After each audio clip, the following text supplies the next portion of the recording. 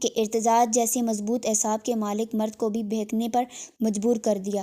ارتجاع اس کے مزید قریب ہوتا اس کی مسکراہٹ کو اپنے لبوں کی دیکھتی گرفت میں لے چکا تھا۔ انداز میں اس بار نرمی کے ساتھ ساتھ عجب پاگل پن تھا کہ یشفا اسے دور کرنے کی تگود میں لگی بے دم سی ہو گئی۔ ارتجاع نے اس کی مزاحمت کرتے ہاتھ گرفت میں لیتے اپنی مضبوط انگلیوں میں یشفا کے مومی انگلیوں کو پرویا تھا۔ اس کے جنون بھرے لمس سے یشفا کی ہتھیلیوں پر پسینہ پھوٹ پڑا تھا۔ ہر کوشش بیکار ہوتی دیکھ سانسوں لیے تڑپتی اس کی سانسوں کو خود میں اتار گئی۔ کمرے میں معنی خیزی بڑھنے لگی تھی۔ جب ذرا سا دور ہوتے ارتجاع نے اس کی اناری لب دیکھے۔ ارتجاع کے انابی ہونٹوں پر بے حد پرسکون مسکراہٹ رقصاں تھی۔ یشفا تو بے حال سی ہوتی سانس بحال کرنے لگی تھی۔ ابھی وہ سنبھلتی کہ ارتجاع کی انگلیوں کا بے باک لمس اسے سچ میں ہوش میں لانے لگا تھا۔ آج کی رات میں کئی راز پوشیدہ تھے جن کی سیاہی نہ جانے کتنے لوگوں کی زندگی کو فنا کرنے والی تھی۔ کوئی نہیں جانتا تھا۔ تمہیں کیا لگتا ہے کہ خان اپنے دشمنوں سے بے خبر ہے؟ نہیں سانول خان، اس ہر شخص کو اپنے کیے کی قیمت چکانی ہوگی جس نے میرے خاندان پر نگاہ اٹھانے کی کوشش کی ہے۔ تمہارا میری جگہ پر آنا کوئی اتفاق نہیں بلکہ ایک سوچی سمجھی سازش تھی۔ اگر مجھے آنے میں تھوڑی سی بھی دیر ہو جاتی تو اس سے آگے میں سوچنا بھی نہیں چاہتا۔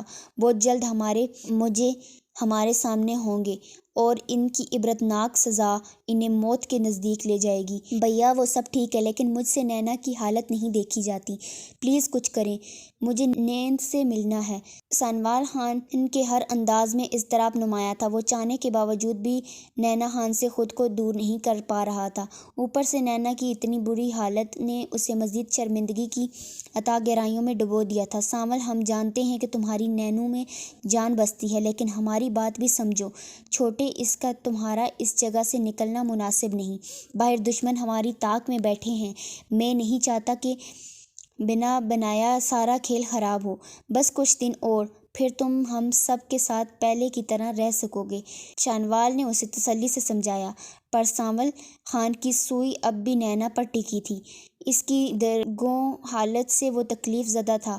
سانول اس وقت خود کو بہت بے بس محسوس کر رہا تھا۔ وہ اپنے بھائی کا مان توڑ سکتا تھا اور نہ اپنے بھائی کا مان توڑ سکتا تھا اور نینا کی دوری برداشت کر سکتا تھا۔ وہ لڑکی جس کے ہاتھوں کی مہندی بھی نہ اتری تھی، سانول خان نے اسے بے گناہ ہونے کی سزا پر چھوڑا تھا۔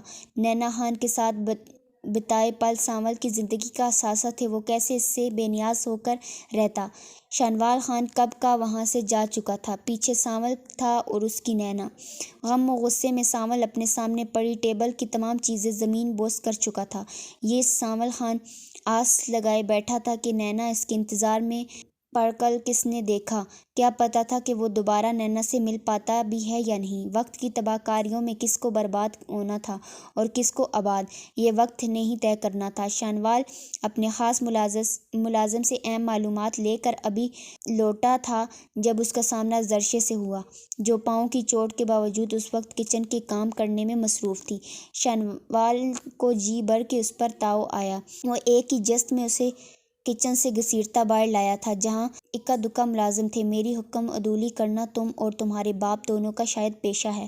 جان بوجھ کر تم لوگ مجھے غصہ دلاتے ہو اور اس کے بعد مجھ سے جان چھڑوانے کی کوششوں میں جٹ جاتے ہو۔ اگر اتنا ہی کام کرنے کا شوق ہے تو سب سے پہلے اپنے شوہر کے حقوق کے بارے میں جاننا۔ جب میں نے تمہیں کہا تھا کہ تم کمرے سے باہر نہیں نکلو گی تو کس کی اجازت سے تم نے کمرے سے باہر قدم رکھا؟ کیا تمہاری نظر میں میری بات کی ذرا اہمیت نہیں؟ کیوں اپنے لیے ایسی سزاؤں کا اجتناب کرتی ہو جن کے انجام پر صرف تباہی ہو؟ سانول خان کے لہجے میں شیر کی سی غراہٹ تھی۔ زرشے سہمی نظروں سے اسے دیکھ رہی تھی۔ اس کی آنکھوں سے آنسو بہنے کو تیار تھے۔ سانول اسے دھکا دیتا وہاں سے اوپر کی جانب بڑھ گیا بنا یہ دیکھے کہ زرشے پیچھے ٹیبل پر جا گری ہے۔ ایک دلخراش چیخ اس کے حلق سے برآمد ہوئی۔ سانول جو آخری سیڑھی پر تھا زرشے کی آواز پر مڑا اور جو منظر اس نے دیکھا سانول کو لگا اس کی روح کسی نے کھینچ لی ہو۔ زرشے لہولہان بے دم سی ہوتی اپنے حواس کھو چکی تھی۔ وہ تیزی سے اس کی طرف بڑھا، زرشے کا سر اپنی گود میں رکھتا اسے جگانے لگا۔ زرشے آنکھیں کھولو زرشے، پلیز آنکھیں کھولو۔ آئی ایم سوری پلیز میں حواس باختہ سا زرشے کو جھنجھوڑ رہا تھا۔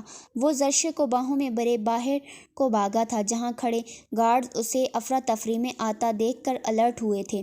شنوال نے اسے گاڑی میں لٹاتے ہاسپٹل کا رخ کیا تھا۔ آدھے گھنٹے کی مسافت اس نے 15 منٹ میں طے کی تھی۔ شنوال خان بلایا ہوا سا زرشے کو بے قراری سے دیکھتا ہسپتال آیا تھا جہاں ڈاکٹر اسے پہچان کر فوراً ہی زرشے کا ٹریٹمنٹ کرنے لگے تھے۔ شنوال کی آنکھوں میں اب تک زرشے کا لہولہان وجود گھوم رہا تھا۔ اسے رج کے خود خر تاؤ آیا۔ آخر کیا ضرورت تھی اس قدر سرد مہری دکھانے کی؟ وہ تو پہلے ہی دکھوں کی ماری تھی، اوپر سے شنوال خان نے اس کی روح کو کچھوکے لگاتے اسے قریب المرگ کر دیا تھا۔ میں کیسے اتنا گر سکتا ہوں؟ کیسے اس کی تکلیف محسوس نہ کر پایا؟ شنوال اپنے بال مٹھیوں میں جکڑے پاگل سا پھر رہا تھا جب ڈاکٹر باہر آئی اور زرشے کے خطرے سے باہر ہونے کی خبر دی۔ Mister Khan she is fine, بس کچھ سٹچز لگے ہیں۔ آپ کی وائف دوائیوں کے زیر اثر سو رہی ہیں، کچھ دیر میں ان کو ہوش آ جائے گا۔ ڈاکٹر اسے پیشہ ورانہ انداز میں کہتی جا چکی تھی۔ وہ تھکے تھکے قدموں سے روم میں انٹر ہوا تھا جہاں زرشے کا کمالیہ سا وجود